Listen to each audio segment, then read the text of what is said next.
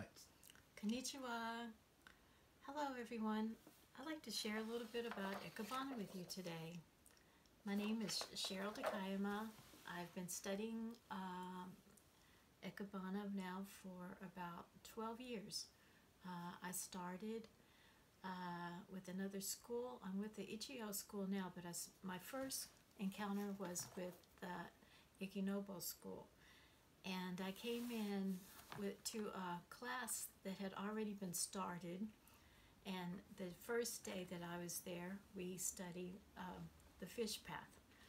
Anyone who studied Ikebana will know that that is not exactly the best place to start because it's not exactly one of the easiest things to do. However, I stayed with it. I'm glad I did. And now I'm with the Ichiyo School. Just a few years ago, I finished my studies to become an instructor. I've been an instructor, and that was just the beginning. Once you hit instructor level, you realize you have a whole lot more to learn.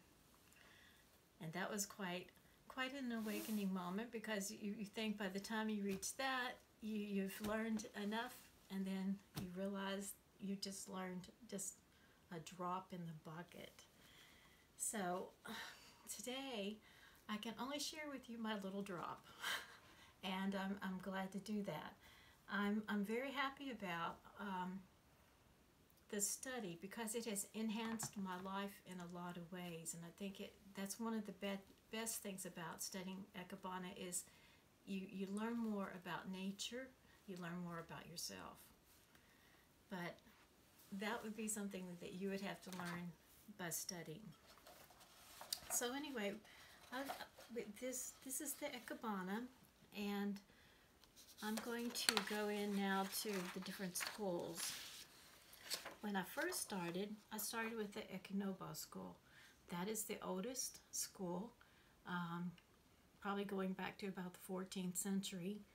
And even though it goes back that far, it's by far not very old at all. However, the teacher that I have now is Ichiyo, and I appreciate her greatly.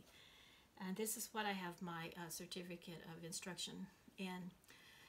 Anyway, in studying Ichiyo is pretty much kind of just has its own definition, and the fact that Ichiyo, one leaf is the symbol for our school.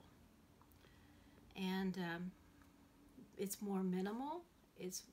And by being more minimal, I would say it probably becomes more modern.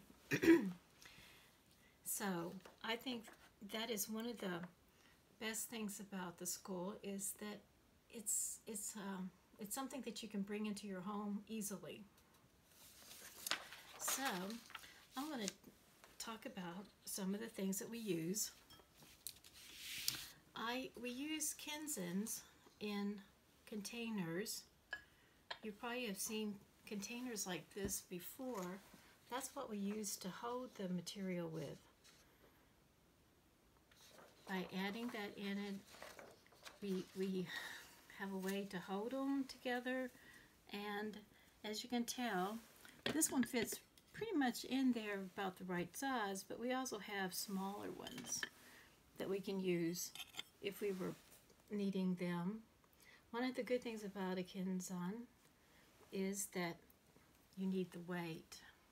When you're dealing with a lot of branches and things like that, they're heavy, and you need the weight to keep them from falling over and turning around.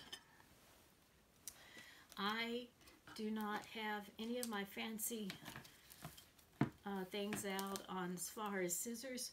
You can use just what you have in the garden. I have whatever works for me and makes a good clean cut is what I'm going to be using. You also will see some designs like this. This is something that we use, and it's the thrown in style. It doesn't have a Kenzan in it.